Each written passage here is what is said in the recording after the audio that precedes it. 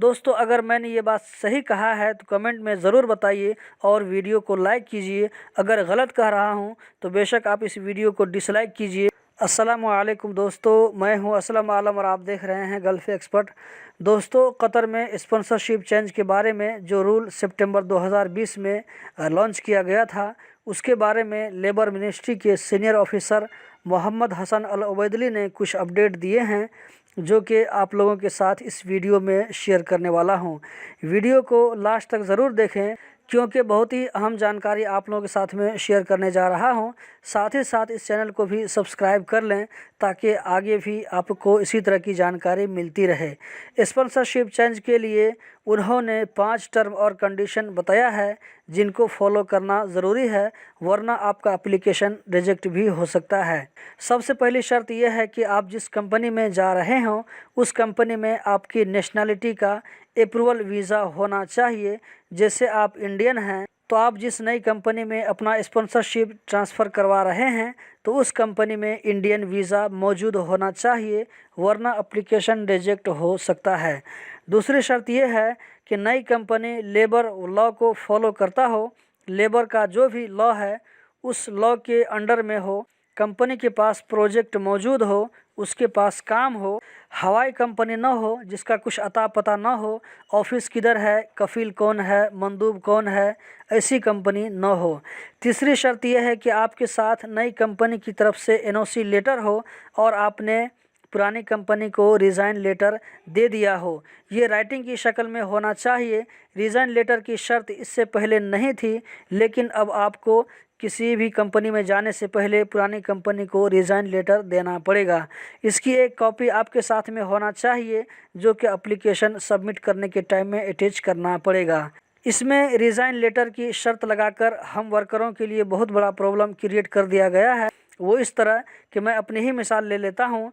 अगर मैं अपनी कंपनी को रिज़ाइन लेटर देता हूँ ये कह कर के कि मैं दूसरी कंपनी में जा रहा हूँ, अब आपकी कंपनी में फ़लाँ तारीख से काम नहीं करूँगा, तो मेरी कंपनी सबसे पहले मेरा बलाग हुरूफ लगाएगी या ये कि मेरा इकामा कैंसिल कर देगी, ये सोच करके कि ये बंदा अगर मेरी कंपनी में काम नहीं करेगा तो इसको दूसरी कंपनी में भी काम नहीं करने देंगे। फिर उसके बाद लेबर कोर्ट का लंबा चक्कर लग जाएगा। दोस्तों अगर मैंने ये बात सही कहा है तो कमेंट में ज़रूर बताइए और वीडियो को लाइक कीजिए। अगर गलत कह रहा हूँ तो बेशक आप इस वीडियो को डिसलाइक कीजिए। चौथी शर्त यह है कि अगर आपने किसी कंपनी में 2 साल से कम काम किया हो तो आपको 1 महीना का नोटिस पीरियड मिलेगा। अगर 2 साल से ज़्यादा काम किया हो तो आपको 2 महीना का नोटिस पीरियड मिलेगा। नोटिस पीरियड में आपको पुरानी कंपनी के साथ ही काम करना पड़ता है। नोटिस पीरियड ख़त्म होने के बाद ही आप नई कंपनी में जा सकते हैं। 5वीं शर्त यह है कि जैसे आपने कंपनी चेंज के लिए एप्लीकेशन डाल दिया तो अब फिर भी आपकी पुरानी कंपनी को अपील करने का हक बाकी है। आप अगर किसी कंपीटिंग कंपनी में जा रहे हों जो कि आपकी पुरानी कंपनी का कंपटीटर हो तो अब आपकी पुरानी कंपनी लेबर मिनिस्ट्री के हॉटलाइन नंबर पर या ईमेल एड्रेस पर अपना ऑब्जेक्शन, अपना आपत्ति दर्ज करवा सकती है। आप जिस नई कंपनी में जा रहे हैं उस कंपनी से मुआवजा भी ले सकती है। जैसे पुरानी कंपनी ने आपको ड्राइविंग लाइसेंस बनवा कर दिया तो अब उस लाइसेंस के पैसे का डिमांड कर सकती है, या ये कि आपको अपने मुल्क से कतर लाने में जो खर्च हुआ है वो खर्च भी डिमांड कर सकती है। इसी तरह जैसे आप उस कंपनी में आए तो आपको काम मालूम नहीं था, लेकिन आपकी कंपनी ने आपको काम सिखाया तो उसके बदले भी आपकी नई कंपनी से मुआवजा ले सकती है।